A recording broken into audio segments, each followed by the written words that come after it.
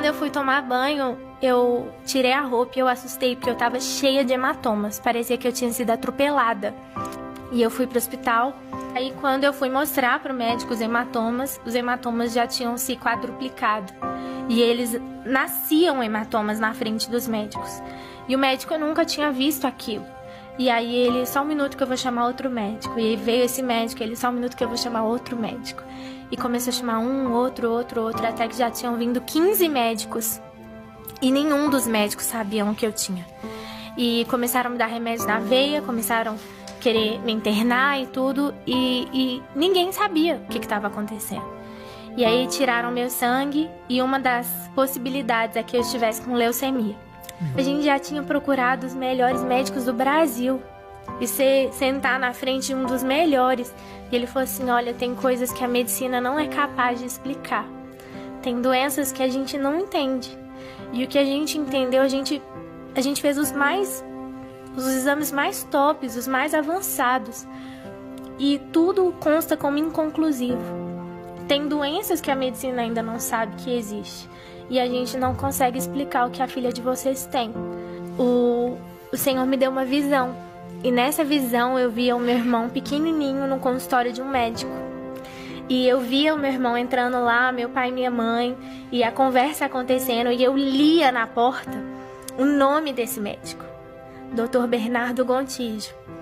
E de repente eu acordei da visão e o Espírito Santo falou assim comigo, você tem que ir nesse médico. E quando eu cheguei lá, ele é um médico de doenças raras. E quando eu cheguei, ele falou assim, olha, Lu, pelo que eu tô vendo, parece ser uma doença muito, muito, muito rara. Mas é muito rara. E a gente vai fazer uma biópsia, já era a minha 4ª biópsia. Então assim, a gente vai fazer uma biópsia e vamos ver se é.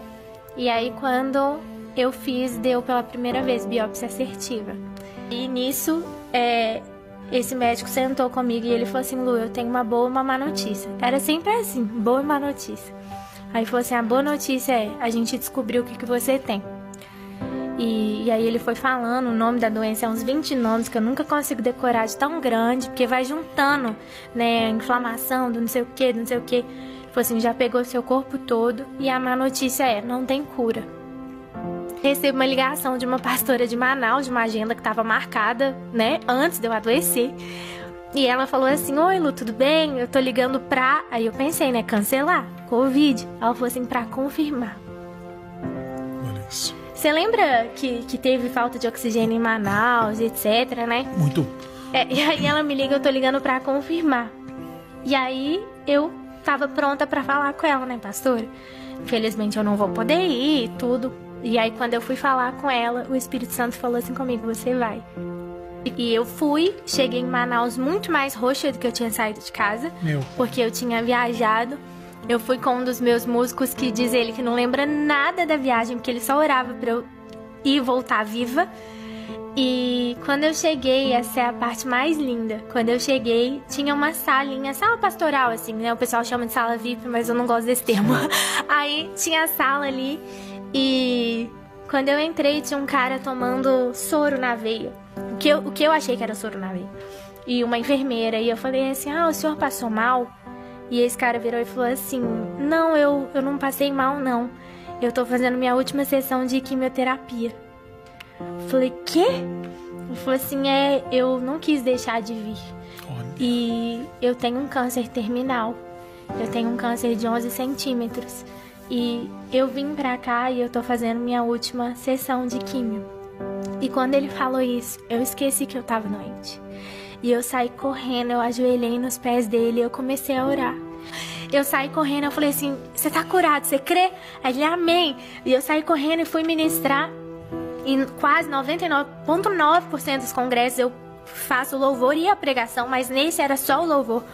E quando terminou a minha ministração, eles falam, com vocês o pastor da noite. E entra o cara. Meu pai. O cara, gente, pensa, a ministra do louvor tava doente e o pastor tava morrendo de câncer.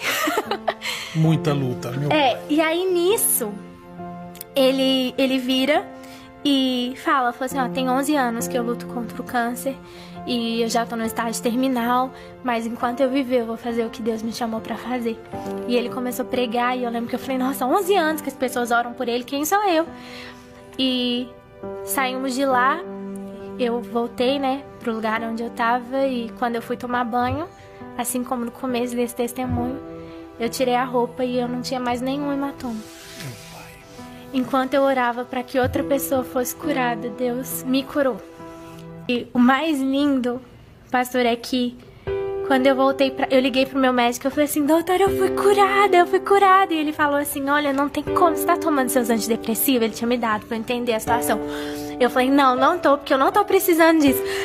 E eu não sou contra quem toma, não mesmo, mas eu tava tranquila com a situação. Eu falei assim, eu fui curada. Ele falou, não tem jeito de você ter sido curada, você é uma doença que não tem cura. Eu falei, quando eu voltar, você vai me ver, eu fui curada.